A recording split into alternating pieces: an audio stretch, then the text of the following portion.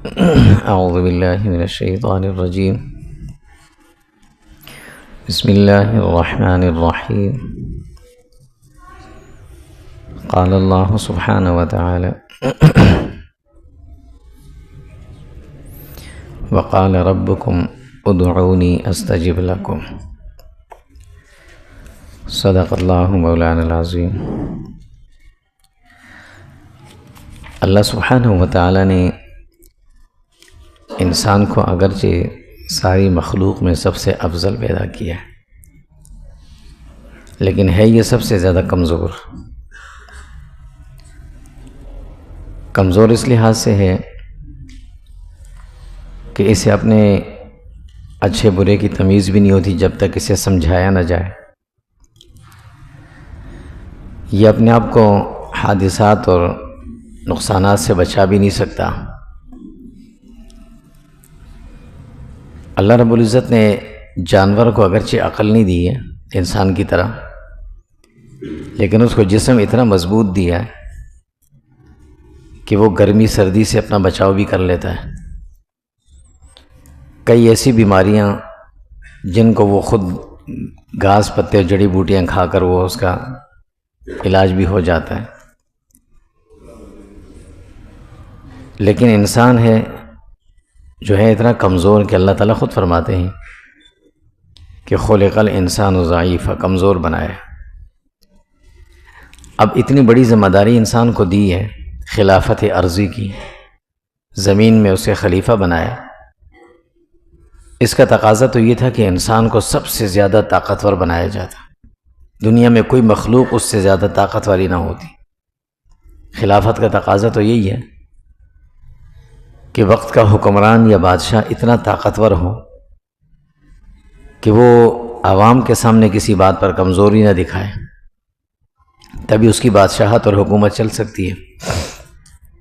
اللہ نے انسان کو خلافت بھی دی اور کمزور بھی بنایا، کَإِنِّی جَاعِلٌ فِی الْأَرْضِ خلیفہ، اور دوسری طرف کہتے خلق الانسان ضعیفا، ہے بڑا کمزور ہے۔ تو پھر اس کا تقاضا یہ ہے کہ اس اتنی بڑی ذمہ داری کو نبھانے کے لیے انسان کو کچھ ایسے ہتھیار اور اوزار دیے جائیں جس کے ذریعے سے وہ قوت اور طاقت حاصل کرے اور یہ سارے کام کر سکے۔ اللہ تعالیٰ نے اسے ایمان کی قوت دی، یہ ایک طاقت روحانی قوت اسے ملی۔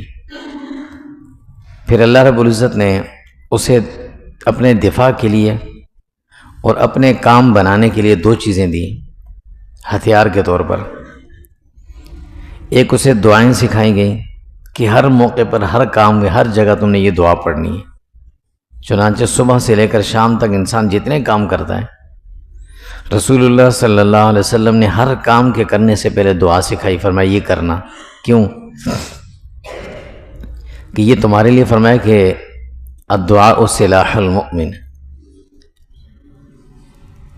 انسان کو بھی ایک اسلحہ چاہیے، اسلحہ کی قوت پر ظاہر ہے کمزور انسان بھی بڑا طاقتور دکھائی دیتا ہے۔ تو اللہ فرماتے کہ اللہ کے نبی صلی اللہ علیہ وسلم کہ یہ دعائیں جو ہیں یہ تمہارا ہتھیار ہے، اسلحہ ہے۔ چنانچہ اللہ کے نبی صلی اللہ علیہ وسلم فرماتے صبح گھر سے نکلو یہ دعا پڑھو، گاڑی میں بیٹھو یہ دعا پڑھو، ہر موقع کی دعائیں سکھا دی ہمیں۔ کھانا کھاؤ یہ پڑھو، پانی پیو یہ پڑھو، سوتے ہوئے یہ پڑھو، جاگتے ہوئے یہ کرنا۔ ہر طرح سے تمہارا دفاع ہوتا رہے گا، فرشتے حفاظت کریں گے۔ اور ایک اور چیز سکھائی کہ کوئی بھی کام کرنا ہو اس سے پہلے، شروع کرنے سے پہلے ایک عمل کرنا، جس عمل کا نام ہے استخارہ۔ استخارہ کا معنی ہوتا ہے اللہ سے خیر مانگ کر اس کام کو شروع کرنا۔ لیکن یہ استخارہ ہوتا کس طرح سے ہے اور کیسے کیا جاتا ہے؟ اس سے پہلے جو تین چیزیں جو سمجھنے کی ہیں، ایک تو استخارہ جب کوئی انسان کسی کام کے کرنے کا ارادہ کرے اور دل میں یہ آئے کہ یہ کام کروں یا نہ کروں، تب استخارہ کیا جاتا ہے۔ اللہ سے خیر مانگی جاتی ہے، دعا مانگی جاتی ہے کہ اللہ یہ کام میں کروں یا نہ کروں، اگر میرے لیے بہتر ہے تو میں اسے کر دوں، وہ میرے لیے آسان بھی کر دے، نہیں ہے تو مجھے اس سے دور کر دے۔ اگر ایک کام کا ارادہ کر لیا ہے کہ میں نے یہ کام کرنا ہی کرنا ہے تو پھر اس میں استخارہ نہیں ہوتا۔ یہ تھوڑی سی ایک غلط فہمی ہوتی ہے کہ ہم کوئی کام کرنے کا سوچ لیتے ہیں کہ نہیں یہ کام تو میں نے کرنا ہی ہے، اب اس کے لیے استخارہ کرتے ہیں، پھر آدمی کا دل ہی مطمئن نہیں ہوتا، ایک طرف کام کر رہا ہوتا ہے دوسری طرف گھبرا رہا ہوتا ہے، وہ استخارہ نہیں ہوتا۔ استخارہ کام کو کرنے سے پہلے کروں یا نہ کروں اس کام کو، اس کے لیے کیا جاتا ہے۔ اور دوسرا، استخارہ کبھی بھی کام کرنے کے بعد نہیں ہوتا۔ کوئی کام ہو جاتا ہے، کوئی مشکل آتی ہے، کوئی پریشانی آ گئی، اس کے بعد کہتے ہیں جب استخارہ کریں یہ کیوں ہوا ہے، ایسا نہیں ہوتا۔ اس کے بعد پھر دعائیں مانگی جاتی ہیں کہ اللہ اب جو کچھ ہوا ہے اس کو صحیح کر دیں، وہ استخارہ نہیں ہوتا۔ استخارہ ہمیشہ پہلے ہوتا ہے، اور یہ مسنون عمل ہے، سنت عمل ہے۔ حضور صلی اللہ علیہ وسلم خود بھی کرتے تھے، صحابہ کو بھی سکھاتے تھے۔ حضرت جابر رضی اللہ تعالیٰ عنہ فرماتے ہیں کان رسول اللہ صلی اللہ علیہ وسلم یعلمنا الاستخارۃ، حضور ہمیں استخارہ سکھاتے تھے، خاص طور پر فی الامور، ہر کام کے لیے، جو کام بھی شروع کرنا ہو، ارادہ ہے کروں یا نہ کروں تو پہلے استخارہ کرو۔ کما یعلمنا السورۃ من القرآن، اور ایسے سکھاتے تھے جیسے ہمیں قرآن کریم کی سورتیں اور آیات سکھاتے تھے۔ قرآن کریم نازل ہوتا، آپ صلی اللہ علیہ وسلم صحابہ کو پڑھاتے بھی، سمجھاتے بھی، صحابوں سے لکھ بھی لیتے، پڑھ بھی لیتے، یاد بھی کر لیتے، اچھی طرح انہیں حفظ کرواتے تھے۔ فرمایا اسی طرح ہمیں استخارہ سکھاتے تھے۔ تو استخارہ یہ مسنون عمل بھی ہے، اور صحیح طریقے سے استخارہ کیا جائے تو اللہ اس میں بڑی برکت ڈالتے ہیں، بڑا اللہ رب العزت خیر کے دروازے انسان پہ کھول دیتے ہیں۔ جو اچھی چیز ہوتی ہے، جو کام اچھا ہوتا ہے، وہ راستے اس کے کھل جاتے ہیں۔ پھر ایک غلطی چھوٹی سی اور بھی ہم سے ہوتی ہے کہ استخارے کا مطلب یہ ہوتا ہے کہ اللہ سے یہ دعا کی جائے کہ اللہ یہ کام اگر میرے لیے بہتر ہے تو ٹھیک ہے، میرے لیے اس کو راستے کھولیں تاکہ میں یہ کر دوں، نہیں ہے تو میں چھوڑ دوں گا، اسے کروں گا نہیں۔ یہ ہے استخارہ۔ ہم دعا میں ہمیشہ اللہ سے مانگتے ہیں کہ نہیں اللہ یہ چیز مجھے دے دیں، یہ چیز مجھے دے دیں، یہ استخارہ کے خلاف ہے۔ سنت طریقہ یہ کہ اللہ یہ کام میرے لیے بہتر ہے تو دے دیں، نہیں ہے تو مجھے نہیں چاہیے، ہٹا دیں، مجھ سے دور کر دیں اسے۔ اور پھر آدمی کا دل بڑا مطمئن ہوتا ہے، جب وہ کام نہیں ہوتا تو اللہ دل میں تسلی اطمینان ڈالتے ہیں، بھئی یہ کام تمہارے لیے بہتر نہیں تھا، نہیں ہوا یہ کام تمہارا۔ اس طرح سے استخارہ ہونا چاہیے۔ پھر ایک اور چیز جو سب سے بڑی غلطی ہوتی ہے، آج کل یہ بہت زیادہ ہونے لگ گیا ہے کہ استخارہ کرنا ہوتا ہے، اس کے اندر ایک واو اور الف ہم نے اپنی طرف سے لگا دیا۔ اب ہم کہتے ہیں استخارہ کروانا، یہ کہیں پر بھی نہیں ہے۔ پتہ نہیں لوگ کرتے ہوں گے، واللہ اعلم، مجھے تو نہیں پتا، لیکن احادیث مبارکہ میں اول تا آخر کہیں اس کا ذکر نہیں ہے کہ کسی نے آ کر حضور سے کہا ہو کہ یا رسول اللہ آپ ہمارے لیے استخارہ کر دیں، یہ کہیں پر بھی نہیں ہے۔ دیکھیں، اپنے لیے کوئی چیز مانگنی ہو نا، استخارہ اللہ سے معاملات کرنے ہو، اللہ سے خیر مانگنی ہو، تو بیچ میں کسی کو نہیں ڈالا کریں، خود جائیں اللہ کے پاس۔ کسی کو بیچ میں ڈالنا اللہ کو اچھا نہیں لگتا۔ ہماری دعاؤں کی کمزور ہونے کی وجوہات یہی ہیں کہ ہم نے دعاؤں کے معاملے میں بیچ میں غیروں کو ڈالنا شروع کر دیا۔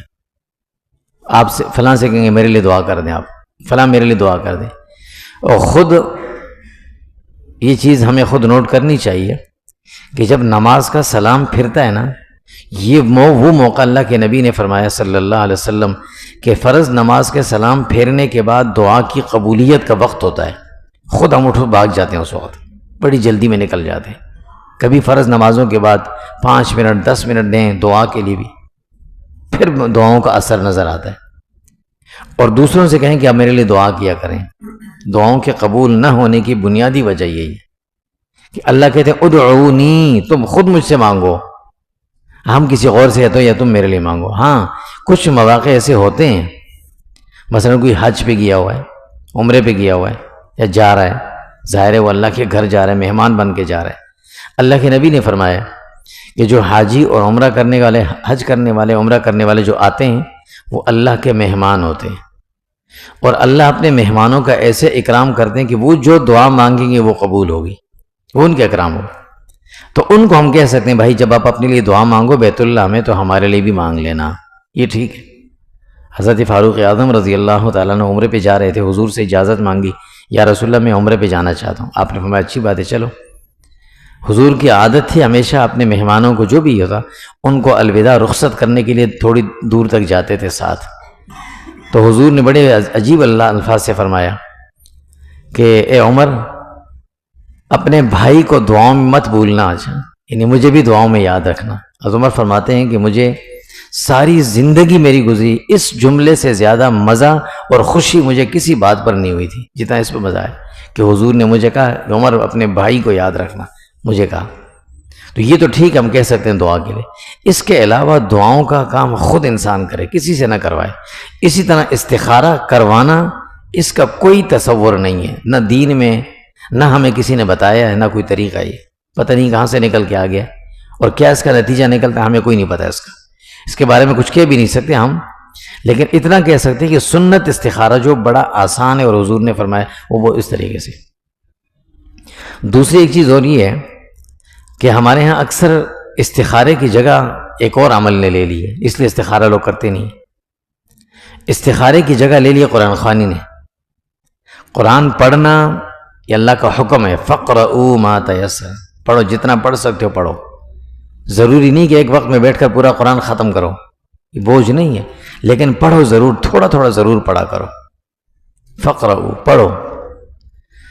اب اس کا یہ کہیں نہیں آیا قرآن مجید میں کہ لوگوں سے پڑھوا لو. گھر بن رہا جی، اس کی بنیاد رکھی جا رہی، قرآن خوانی کر لیں. نئے گھر میں شفٹ ہے، قرآن خوانی کر لیں. جانا چاہ رہے ہیں قرآن خوانی کر لیں. شادی بیاہ اس سے پہلے قرآن خوانی کر کے یہ کام تیاری کر لیں. یہ پتہ نہیں کہاں سے آیا، یہ بھی چیز صحیح نہیں، مناسب عمل نہیں. 10-12 لوگوں کو جمع کیا، ان سے قرآن پڑھوایا اور پھر دعا کری اور جی اب کام شروع کریں، یہ بھی کہیں شریعت میں نہیں ہے. اسی طرح بنیادوں میں خود ڈالنا، یہ بھی نیا عمل شروع ہوا. گھر کی بنیاد کھودی جا رہی ہے، بکرا ذبح کر کے اس میں خون ڈال دو اور پھر کرو جی بکرا وہاں ذبح کر دو. گھر ہم اپنا بنا رہے، اس بکرے کا بیچارہ کیا قصور کہ اس گھر کے نام پہ ذبح کرے اسے. ہاں ٹھیک ہے، اس کے اللہ کے راہ میں قربانی دیں، اچھی بات ہے، لیکن جانور کو ذبح کرنا، عید البقر، بقرہ عید جو بڑی عید ہوتی ہے اس پہ کرنا یہ ثواب ہے. حج عمرے پہ گئے وہاں ذبح کرنا ثواب ہے. غریبوں کو کھلا رہے ہیں، ذبح کر کے کھلا دو، ثواب ہے. لیکن اس موقع پر خاص طور پہ یہ کرنا کہ اس کی وجہ سے برکت ہوگی، یہ کوئی بھی نہیں ہے. ہاں ایسے مواقع کے لیے اللہ کے نبی نے استخارہ بتایا، میں یہ مکان بناؤں یا نہ بناؤں، اس طرح سے بناؤں یا نہ بناؤں، اس جگہ بناؤں یا نہ بناؤں، اب شروع کروں کام یا نہ شروع کروں، یہ فلاں جگہ رشتہ ہے کروں یا نہ کروں، اس کے لیے استخارہ ہوتا ہے. اور استخارہ ہر آدمی خود کرے جس کا عمل ہے. حتیٰ کہ اگر بچہ ہے، سمجھدار ہے، بالغ ہے، رشتے کا معاملہ خود لڑکا کرے، بچی ہے وہ خود کرے، اسے سکھایا جائے، خود کرے. والدہ بھی نہیں کر سکتی اس کے لیے، خود کریں، والد بھی نہ کرے، خود کریں استخارہ، تب اس کا اثر نظر آتا ہے. پھر استخارہ ہوتا کیا ہے؟ بہت آسان عمل اللہ کے نبی صلی اللہ علیہ وسلم نے بتایا. حضور نے فرمایا کہ حضرت جابر فرماتے ہیں کہ ہمیں ایسے سکھاتے تھے جیسے قرآن مجید ہمیں سکھاتے ہیں. یعلمنا السورۃ من القرآن کما یعلمنا السورۃ من القرآن، جیسے قرآن کی سورت ہمیں یاد کرواتے. فرماتے یقول اذا ہم احدکم بالامر، جب تم میں سے کوئی آدمی کوئی کام کرنا چاہے نا کہ کروں یا نہ کروں، تو فلیرکع رکعتین، سب سے پہلے 2 رکعت نفل پڑھ لیں. کوئی بھی وقت ہو، کسی بھی وقت میں پڑھ سکتے ہیں. عموماً رات کے وقت میں اس لیے لوگ کہتے ہیں کہ ذرا اس کا تنہائی کا وقت ہوتا ہے، انسان ذرا یکسوئی کے ساتھ پڑھ لیتا ہے. دن میں شور شرابہ ہوتا ہے، توجہ ادھر ادھر ہوتی ہے، یکسوئی حاصل نہیں ہوتی، تو اس لیے کہتے ہیں رات میں پڑھ لیا. ورنہ کوئی بھی وقت ہو، بہتر ہے تہجد کے وقت میں بالکل تنہائی ہو، یکسوئی کا وقت ہوتا ہے. فلیرکع رکعتین، 2 رکعت نفل پڑھیں. من غیر الفریضہ، فرمایا یہ فرض نہیں ہے، نفل ہیں.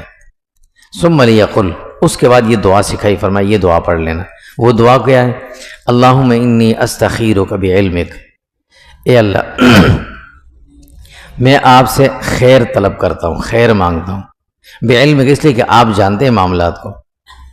اور اس کے ساتھ فرمایا واستقدرک بقدرتک، اور اے اللہ میں آپ سے اپنے لیے قدرت مانگتا ہوں اس لیے کہ آپ اس کام کی قدرت رکھتے ہیں.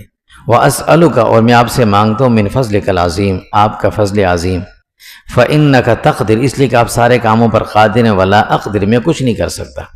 وتعلم ولا اعلم، آپ ساری چیزوں کو جانتے ہیں کہ جو کام میں کرنے جا رہا ہوں اس کا انجام اچھا ہوگا یا برا ہوگا، یہ آپ جانتے ہیں، میں نہیں جانتا. وانت علام الغیوب، اس لیے کہ آپ عالم الغیب ہیں.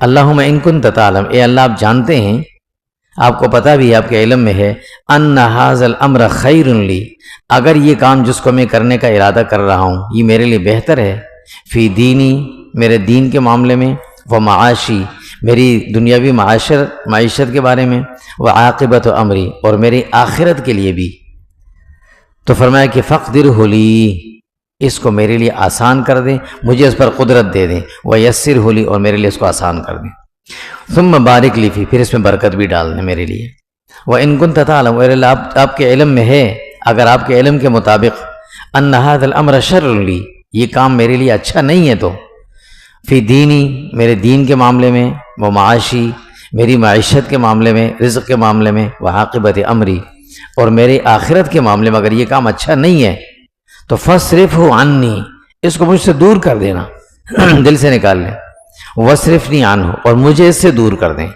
بالکل الگ کر دیں، وقدر لی الخیر، اور اس کے بدلے مجھے اچھا دے دینا، حیث کان، جہاں سے بھی ہو، ثم ارضنی بہ، پھر مجھ سے آپ راضی بھی ہو جائیں، اور فرمایا کہ اس کے بعد اپنے وہ یسمى حاجتہ، اپنی جو ضرورت اس کا نام بھی لے لیں، اس کے بعد دعا مانگ لیں۔ اب اللہ کے نبی صلی اللہ علیہ وسلم نے یہ طریقہ سکھایا، فرمایا یہ دعا پڑھ لیں، اور دعا پڑھتے ہوئے جس کام کے لیے استخارہ کیا جائے، ظاہر ہے وہ ذہن میں ہوتا ہی ہے، اور اٹھ کے چلے، بس یہ دعا پڑھی اٹھ کے چلے جائیں، اچھا ہو تو تھوڑی دیر اس کے بعد بیٹھ کر ہاتھ سے اٹھا کر دعا بھی مانگ لیں، پھر چلے جائیں۔ پھر ہم یہ کہتے ہیں کہ بھئی خواب میں تو مجھے پتہ نہیں چلا کچھ بھی، ضروری نہیں ہوتا خواب کا آنا، اچھے خوابوں کا آنا یہ انبیاء کے لیے تو لازمی ہے، لیکن ہم جیسوں کے لیے اچھے خوابوں کا آنا ضروری نہیں ہے۔ دن بھر کی ساری لغویات کو دیکھتے ہیں، سنتے ہیں، بولتے ہیں، رات کو وہی چیزیں ذہن میں گھومتی ہیں، تو پھر وہ ڈراؤنے خواب آتے ہیں، اچھے خواب ضروری نہیں ہوتا۔ ہاں، استخارہ کرنے کے بعد انسان کے دل میں اللہ رب العزت خود بخود ڈال دیتے ہیں، دو نشانی ہوتی ہیں اس کی، یا تو اس کام کو کرتے ہوئے انسان کا دل مطمئن ہوتا ہے میں کر رہا ہوں، اور دوسری نشانی اس کے ساتھ ساتھ یہ ہوتی ہے کہ اس کام کے لیے راستے خود بخود کھلتے جاتے ہیں، اور اگر وہ کام اچھا نہ ہو تو اس کے لیے رکاوٹیں شروع ہو جاتی ہیں، مشکلات پیدا ہونا شروع ہو جاتی ہیں۔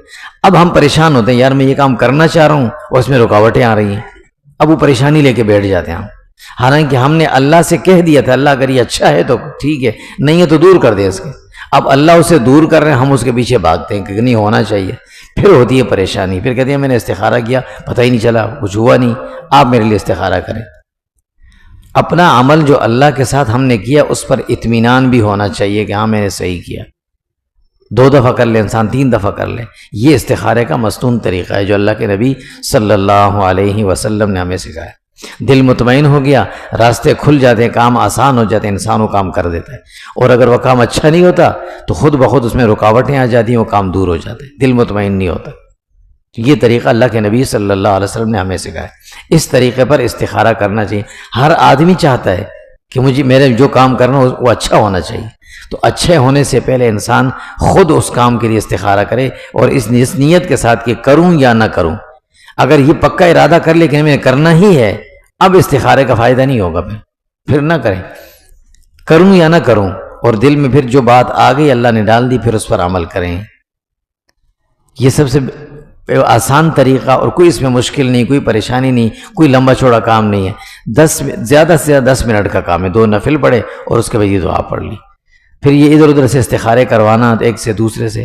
اب دیکھیں اس میں ایک عجیب بات، اگر یہی والا استخارہ ہم کسی اور سے کروائیں گے تو اس میں تو یہ سارے جو الفاظ اللہ کے نبی نے دعا کے بتائیں وہ تو یہ ہیں کہ اللہ یہ کام میرے لیے اچھا ہے تو کر دیں، میرے لیے اس کو آسان کر دیں، مجھے اس کے قریب کر دیں۔